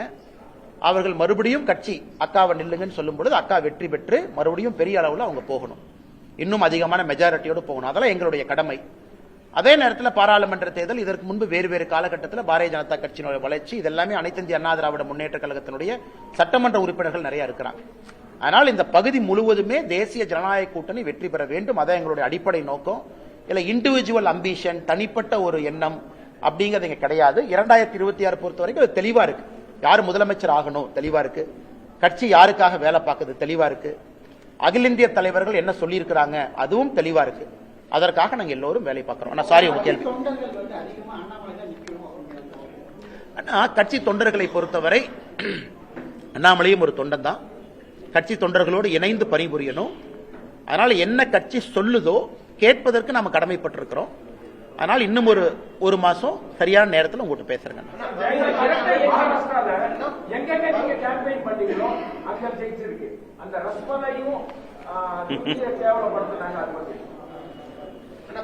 நான் பேசுபவர்கள் பேசுவாங்கன்னா அரசியலை பொறுத்த வரைக்கும் நான் சில இடத்துல பதில் சொல்வதை விட மௌனம் காட்டுவது சரி அப்படிங்கிற முடிவுக்கு வந்துட்டேன். குறிப்பா அந்த மகாராஷ்டிராவுக்கு முன்பே இருந்து பேசுறவங்க பேசத்தான் செய்வாங்க. அதனால நம்ம திரும்ப நான் இப்ப கூட ஐஐடி மும்பை ஒரு ஃபெஸ்ட் கூப்பிட்டுருக்காங்க. 2-3 கமிட்மெண்ட்ஸ் இருக்குங்கன்னா இது அப்பாவோட உடல்நிலைக்காக இந்த மாசம் கொஞ்சம் குறைச்சிருக்கேன். நான் மும்பைக்கு விரைவில் போகத்தான் போறேன். அது அரசியல் கட்சிகள் பேசுறாங்க, அதை தாண்டி அவங்களும் போயிடுவாங்கன்னு நான் நம்புறேன். அவங்களும் அந்த ஹீட்டட் ஆர்கியூமெண்டா அந்த சூட்டோடு சூட்டாக பேசியிருப்பதாக நான் பார்க்கின்றேன். ஒரு அரசியல் கட்சியில் இருக்கிறவங்க அடிப்படை வெறுப்புல ஒரு கட்சி நடத்த முடியாதுங்கண்ணா. மேடையில மைக்ல பேசியிருந்தாலும் கூட ஒரு அடிப்படை வெறுப்பு உணர்வுல நான் சவுத் இந்தியாவை மதிக்க மாட்டேன், நான் தமிழ்நாட்டை மதிக்க மாட்டேன், நான் வேட்டி கட்டவங்களை மதிக்க மாட்டேன்னு ஒரு அரசியல் கட்சியில் ஒரு தலைவர் பேசக்கூடாது. பேசினா தவறு. அதனால அதை ஹீட்டட் ஆர்கியூமெண்டா ஒரு மேடை பேச்சாக மட்டும் பார்த்துவிட்டு அவர்களும் அதை கடந்து சென்றிருப்பார்கள் என்று நான் நம்புகின்றேன். ரொம்ப ஆச்சரியமா இருக்கு எனக்கு. ஏன்னா நியூஸ் 24/7 நியூஸ் தமிழ் 24/7 உடைய ரிப்போர்ட்டர் திரு கதிரவன் அவர்கள், பேர் சரியாதான் சொல்றேன், கதிரவன் அவர்கள் அவங்கள மிரட்டி கிட்னாப் பண்ணி கூட்டிட்டு போய் 3 மணி நேரம் 4 மணி நேரம் ஆகி அடிச்சு வெளியே வர்றாங்க. ஆனா கரூர் காவல்துறையினுடைய கண்காணிப்பாளர் அவர்கள் ஒரு பத்திரிகை அறிக்கை கொடுக்கறாங்க. அது வேற ஏதோ மாநிலம் மாதிரி இருக்கு. படிச்சா எதுவுமே நடக்கல. அதாவது அவர் அந்த அறிக்கையை படிச்சா எப்படி இருந்ததுன்னா, ரிப்போர்ட்டரே கல் எடுத்து தலையில அடிச்சுக்கிட்டு, அவரே போய் மண்ணில் படுத்து உருண்டு, அவரே போய் ஹாஸ்பிட்டல்ல படுத்து எந்திரிச்சு, அவரே வர்றதுக்கான ரிப்போர்ட்டர் பைத்தியமா. அதனால இந்த காவல்துறையினுடைய அறிக்கையை பார்க்கும் பொழுது எப்படி ஒரு காவல்துறை கண்காணிப்பாளர் இப்படிப்பட்ட அறிக்கையை கொடுக்க முடியும்? அன்னைக்கு சம்பவம் நடந்ததிலிருந்து தமிழ்நாட்டினுடைய எல்லா மீடியாவும் கண்கொத்தி பாம்பா அந்த ஏரியாவில் இருக்கிறீங்க. ரியல் டைம் கவர் பண்றீங்க, ஆடியோ பல ஆடியோவை ரிலீஸ் பண்றீங்க, குவாரிக்கு போறீங்க, ஹாஸ்பிட்டல்ல இருக்கீங்க. இவ்வளவு நடந்தும் கூட ஒரு காவல்துறை கண்காணிப்பாளர் எதுவுமே நடக்காத அளவுக்கு எதுவுமே நடக்கல, பச்சை பொய்னு. பச்சை பொய்யா இருந்தா இங்க மேல கேஸ் போடுங்க ஐயா. நாங்களாம் பேசணும்ல, ஆதரவா பேசணும்ல, எங்க மேல கேஸ் போடுங்க, கோர்ட்டுக்கு எல்லாம் டாக்குமெண்ட் கொண்டு வாங்க பார்க்கலாம். அதனால இன்னைக்கும் திராவிட முன்னேற்ற கழகத்தை பொறுத்தவரை ஒரு எம்எல்ஏவை காப்பாற்றணும். அந்த எம்எல்ஏ தொடர்ந்து சர்ச்சையில, ஒரு சர்ச்சையிலிருந்து ஒரு சர்ச்சை, அதுல இருந்து அடுத்தது கல்குவாரி யாரு பேர்ல இருக்கு, அதை யார் டாமினேட் பண்றாங்க எல்லாத்துக்குமே தெரியும். தமிழ்நாடு முழுவதும் இல்லீகல் மைனிங்க பத்தி தெரியும். அதனால எல்லாத்தையுமே இன்னைக்கு ஒரு முழு பூசணிக்காயை மறைச்சு வச்சுக்கிட்டு காவல்துறை அறிக்கையின் மீது அறிக்கை கொடுப்பது வேடிக்கையா இருக்கு. ஆனா எல்லா நண்பர்களுக்கு நன்றிங்க. அப்படின்னா செய்தித்துறை அமைச்சர் அந்த துறையில் இருப்பதற்கே லாயக்கில்லை நாம சொல்லணும். ஆனா நீங்க அமைச்சரா இருக்கிறதே தெரியலன்னா கிளம்புங்கன்னு சொல்லணும். ஒரு செய்தித்துறை அமைச்சர் இவ்வளவு மீடியால வருது, அவங்ககிட்ட ஒரு மானிட்டரிங் கமிட்டி இருக்கும். எல்லா செய்தித்துறை அமைச்சர் ஆபீஸ்ல உங்க டிவி எல்லாம் பாக்குறக்கு ஆள் இருப்பாங்க. அண்ணா பிளாஷ் நியூஸ் போடுறாங்கன்னு அமைச்சர்கிட்ட சொல்லுவாங்க. அவர் சம்பந்தப்பட்ட இலாக்காக்கு போன் பண்ணி அண்ணா என்ன உண்மைன்னு கேட்டுக்க வேண்டிய பொறுப்பு இருக்கு. இவ்வளவு நடந்தும் கூட ஒரு செய்தித்துறை அமைச்சர் என்ன நடக்குதுன்னே தெரியலனா அந்த செய்தித்துறை அமைச்சர் அந்த பொறுப்புக்கு இருக்கக்கூடிய தகுதியான நபரான்னு நான் கேட்கிறேன். அது உங்க கடமை. ஊடகத்துறையை மானிட்டர் பண்றது உங்க கடமை. ஊடகத்துறைக்கு ஹெல்ப் பண்றது உங்க கடமை. ஒரு பிளாஷ் நியூஸ் வந்தா ரியாக்ட் பண்ண வேண்டியது உங்க கடமை. மாநில அரசுக்கு பேசி அறிக்கை கொடுக்க வேண்டியது உங்க கடமை. இதையெல்லாம் நாங்க திமுகவின் மீது குற்ற சுமத்தினா உடனே அறிக்கை வரும். நைட் 2 மணிக்கு அறிக்கை வரும். ஆனா ஒரு நியூஸ் ரிப்போர்ட்டர் தூக்கிட்டு போய் அடிச்சிருக்காங்கன்னு இவ்வளவு தூரம் பேசினதுக்கு அப்புறம் கூட எனக்கு தெரியலன்னு சொன்னாங்கன்னா எப்படி ஏத்துக்க முடியும்? அதனால் ஸ்ரீரங்கத்தினுடைய தொகுதி மக்கள் அதை பார்த்துக்கிட்டு தான் இருக்கிறாங்க. அந்த பகுதியினுடைய மக்கள் அதை பார்த்துக்கிட்டு தான் இருக்கிறாங்க. கரூர் மக்களும் இதை பார்த்து கொண்டுதான் இருக்கின்றார்கள். காவல்துறையினுடைய அட்டூழியம், 41 பேர் இறந்ததிலிருந்து காவல்துறையினுடைய செயல் நடவடிக்கை எல்லாத்தையும் பார்த்துட்டு இருக்கிறாங்க. 2026 தேர்தல் அதற்கு பதில் சொல்லும். ஆனா இன்னைக்கு ஒரு மாவட்ட ஆட்சியர் ஒரு கோர்ட் முன்னாடி வந்து அங்க இருக்கக்கூடிய police commissioner, deputy commissioner, assistant commissioner மொத்த குழுவா வந்து ஒரு கோர்ட்ல மன்னிப்பு கேட்கறாங்கன்னா இது ஒரு சாதாரண நிகழ்வாக யாரும் கடந்து விடக் கூடாது. ஏன்னா ஒரு ஸ்டேட், ஒரு மிஷனரி முதலமைச்சர் கோட்டையில் இருக்கிறார். ஆனா அந்த மாவட்டத்திற்கான கவர்மெண்ட் யாருன்னா இவங்க தான். இவங்க வேண்டுமென்றே தவறு செய்திருந்தால் இவர்களை தவறு செய்ய சொன்னது யார்? அதனால என்னை பொறுத்தவரை மாவட்ட ஆட்சியர், police commissioner, deputy commissioner, assistant கமிஷனருடைய தொலைபேசிய கால் ரெக்கார்ட கோர்ட் வாங்கி அதை ஃபோரன்சிக் ஆடிட் பண்ணி இந்த சம்பந்தப்பட்ட நேரத்தில் யாரெல்லாம் அவங்களுக்கு பேசினாங்க, மேல இருந்து உத்தரவு வந்துச்சா, ஸ்வான் அப்படின்னு நம்ம சொல்லுவோம். கோர்ட்ல வந்து சத்திய பிரமாணம் எடுத்து அவங்க சொல்லணும். அதாவது அந்த கோர்ட்டின் முன்பு சத்திய பிரமாணம் எடுத்து ஒரு அதிகாரி சொல்லணும், நான் சொல்வதெல்லாம் உண்மை. அந்த மாதிரி இன்னைக்கு திருப்பரங்குன்றம் விவகாரத்தில் ஆட்சியர், police commissioner, deputy commissioner, assistant commissioner 4 பேரும் ஸ்வான் சத்திய பிரமாணம் செய்து உண்மையை சொல்லணும். யார் போன் பண்ணா, யார் 144 போட சொன்னா, 144 போட்டதே ஃப்ராடுன்னு திருப்பரங்குன்றத்தினுடைய இஷ்யூல மதுரை ஹைகோர்ட் டிவிஷன் பெஞ்ச் சொல்லிட்டாங்க. ரெக்கார்டை பார்த்தோம், அதே ஃப்ராடு. அப்படி இருக்கும் பொழுது இல்லாத ஒரு ரெக்கார்டை உருவாக்கி 144 போட்டிருக்கிறாங்க. அதனால் அவர்கள் மன்னிப்பு கேட்டது பத்தாது. மாண்புமிகு நீதியரசர் அவர்கள் இன்னும் ஒரு படி முன்னாடி போய் அவங்களுக்கு யாரு போன் பண்ணாங்க அந்த காலகட்டத்தில் அப்படிங்கறதையும் கண்டுபிடித்து அவங்கள சத்திய பிரமாணம் செய்து இதையெல்லாம் சொல்ல வைச்சாதான் உண்மையான இஷ்யூ வெளியே வரும். சாரிங்க ஐயா, தப்பு பண்ணிட்டோங்க ஐயா, மன்னிச்சுங்க ஐயா, நாங்க வந்து லா அண்ட் ஆர்டருக்காக இப்படி பண்ணோங்க ஐயா, நாங்க நீங்க சொன்னதை பண்ணுங்க ஐயான்னு சொல்லிட்டு அப்படியே எஸ்கேப் ஆகி போயிடக்கூடாது. அதனால் நீதியரசர் அவர்கள் இதை கடுமையாக எடுக்கணும். அப்பதான் இன்னொருக்கா தப்பு பண்ற அதிகாரிக்கு புத்தி வரும். தமிழ்நாட்டில் எங்கேயாச்சும் ஒரு அதிகாரி நேர்மையா தான் இருக்கிறாங்க பாவம், அந்த அதிகாரிய போன் பண்ணி தொந்தரவு பண்ணி தப்பு பண்ணுங்கன்னு எங்கேயாச்சும் சொன்னாங்கன்னா அது நடக்கக்கூடாது என்பதற்காக இந்த திருப்பரங்குன்றம் இஷ்யூல நீதியரசர் அவர்கள் இந்த அதிகாரிகளை வைத்து உண்மையை கண்டுபிடித்து மக்களுக்கு சொல்ல வேண்டும் என்பது எங்களுடைய வேண்டுகோள். நன்றி.